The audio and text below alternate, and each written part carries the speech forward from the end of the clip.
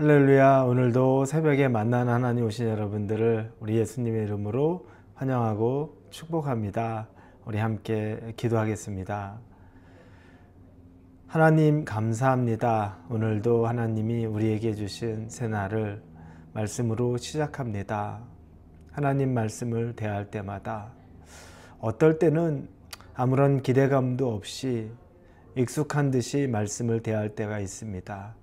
그러나 우리의 삶이 또 간절함이 있을 때에는 어떤 말을 우리에게 해주실지, 어떻게 우리에게 다가오실지에 대한 기대감으로 하나님을 만날 때도 있습니다. 그러나 경험해 보면 늘 우리가 기대를 품었을 때는 우리가 실망한 적이 없고, 또 그때마다 하나님께서 늘 선명한 음성을 주셨습니다. 우리가 그 말씀 붙잡고 오늘도 살아갈 것을 기대합니다. 우리에게 하나님의 음성, 하나님의 말씀을 주시옵소서. 우리가 그것을 받겠나이다. 예수님의 이름으로 기도합니다. 아멘. 오늘 하나님이 우리에게 주시는 말씀은 창세기 45장 1절에서 4절까지의 말씀입니다.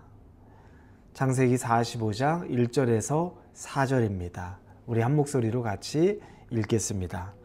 요셉이 시종하는 자들 앞에서 그 정을 억제하지 못하여 소리질러 모든 사람을 자기에게서 물러가라 하고 그 형제들에게 자기를 알리니 그때 그와 함께한 다른 사람이 없었더라.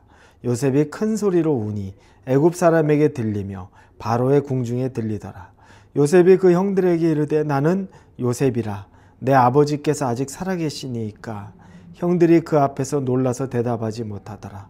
요셉이 형들에게 이르되 내게로 가까이 오소서. 그들이 가까이 가니 이르되 나는 당신들의 아우 요셉이니 당신들이 애굽의 판자라. 요셉에게 이 형들이 곡식을 사기 위해서 가나안에서 오게 됐었던 것을 우리는 보게 됩니다. 그때 요셉이 그 형들에 대해서 한 가지 꾀를 냈습니다. 그들이 곡식을 사가지고 갈 때 그들이 지불했던 돈도 다시 다 각자 자루에 담아서 보내고, 그리고 그것 가운데 다시 곡식을 많이 주어서 보냈습니다.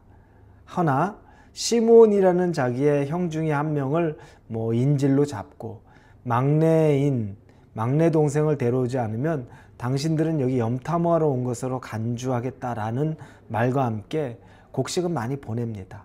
그래서 그렇게 해서 형제들이 다 가나안으로 가서 가져간 음식으로 먹었는데 기근이 심해지니 이제 음식이 다 떨어졌습니다. 야곱이 너희들이 다시 애굽에 가서 곡식을 사와라 라고 말하자 그 아들들이 얘기합니다. 아버지, 지난번에 그 총리가 말하기를 막내를 데려오지 않으면 우리를 염탐꾼으로 취급해서 다시는 내 얼굴 못 볼 거라고 했습니다. 우리가 베냐민 데려가야 합니다. 베냐민 데려가게 해주십시오. 그러자 야곱이 정색을 합니다.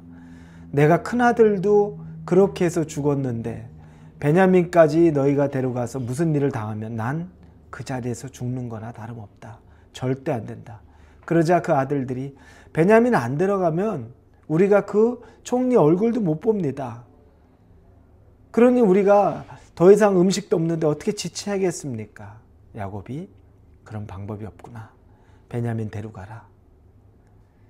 그리고 나서 그 자신도 이제 그냥 포기합니다. 어쩔 수 없다고 생각합니다.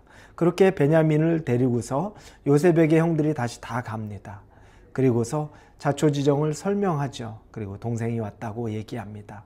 요셉은 잔치를 베풀고 한 가지 꾀를 낸 것은 그들에게 다시 음식을 가득 채워보내고 그들이 각자 자루에마다 돈도 다시 다 넣습니다. 그리고 나서 막내 자기의 친동생인 베냐민의 자루에는 자신이 술을 먹을 때 사용하는 은잔을 넣어둡니다.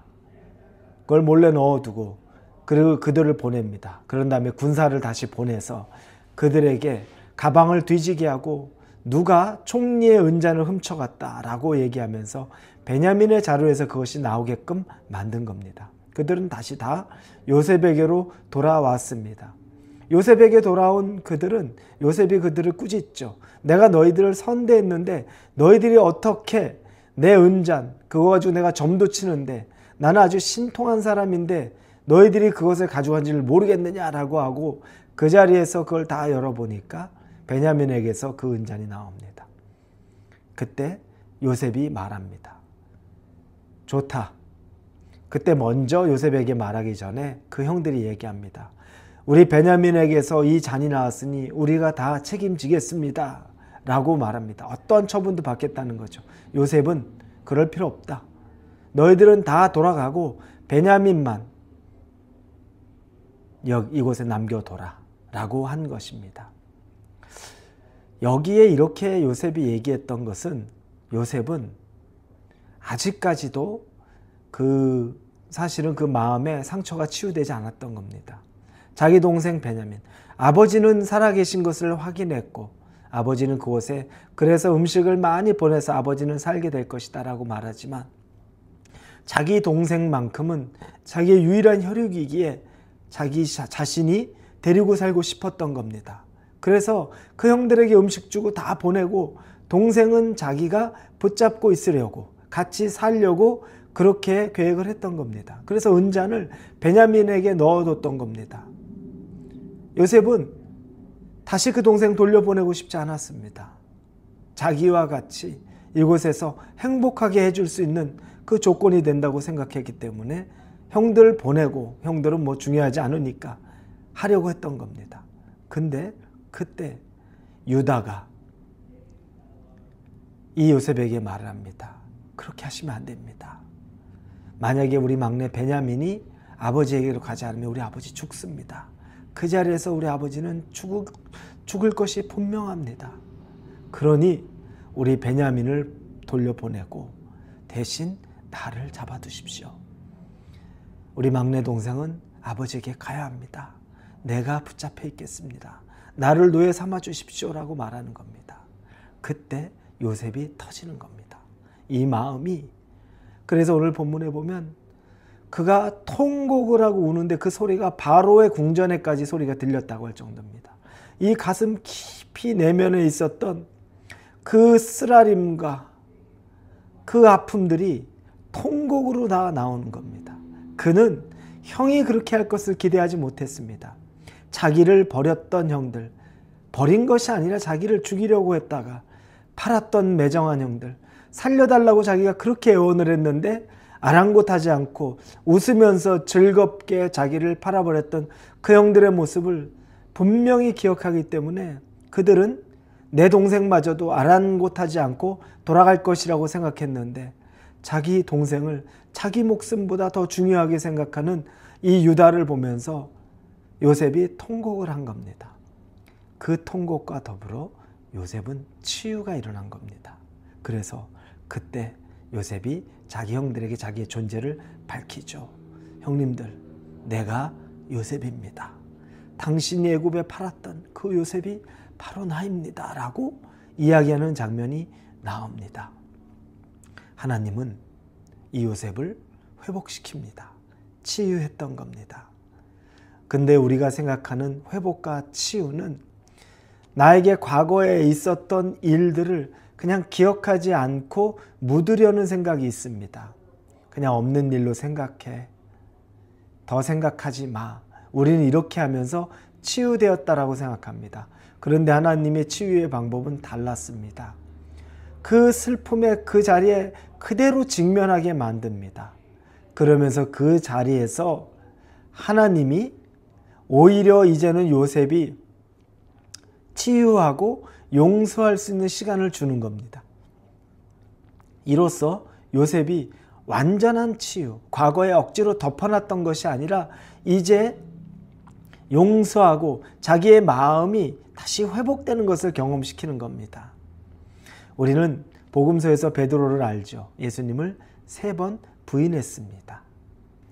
3번 부인했던 베드로를 예수님은 그대로 놔두지 않습니다. 왜냐하면 그러면 베드로는 평생 나는 예수님을 하룻밤 사이에 3번이나 부인했던 사람이야 라는 죄책감을 그냥 억지로 어둠 속에서 묻고 지나갈 수 있었습니다. 예수님은 베드로가 다시 당신이 부활하신 후에 베드로를 만나서 조반을 지어주면서 3번을 묻죠. 네가 나를 사랑하느냐? 라고 묻습니다. 똑같은 질문 3번 반복합니다. 3번을 부인했던 베드로에게 3번을 반복시키면서 사랑합니다. 주를 사랑합니다라는 고백을 시킴으로 그게 강요요, 모욕이요, 죄책감을 일으키는 것이 아니라 그로 인해 회복시키고 그 상처를 뛰어넘게 만들어준 하나님의 방법이었던 겁니다. 그래서 베드로는 치유가 됩니다. 예수를 팔았던 자, 그 기억은 있지만 다시는 그 일을 반복하지 않는, 그게 상처로만 남아있는 사람이 아니라 이제 주를 위하여 자기를 드릴 수 있는 사람이 된 것입니다. 여러분, 여러분의 마음에도 상처와 어려움이 있을 수 있습니다. 하나님은 여러분을 회복시키기 원하고 치유하기 원합니다. 그때 하나님이 하시는 방법은 비슷한 상황이 여러분을 다시 직면하게 할 때 그때 용서할 것을 용서하고 내려놓을 것을 내려놓고 그러면서 여러분을 치유하기를 원하시는 겁니다. 여러분의 회복이 요셉과 같이 있기를 예수님 이름으로 축원합니다. 기도하겠습니다. 하나님 아버지 감사합니다. 하나님을 통한 회복, 우리가 직면하는 과정에서 생기는 치유가 우리에게 경험되게 하여 주시옵소서. 예수님의 이름으로 기도합니다. 아멘.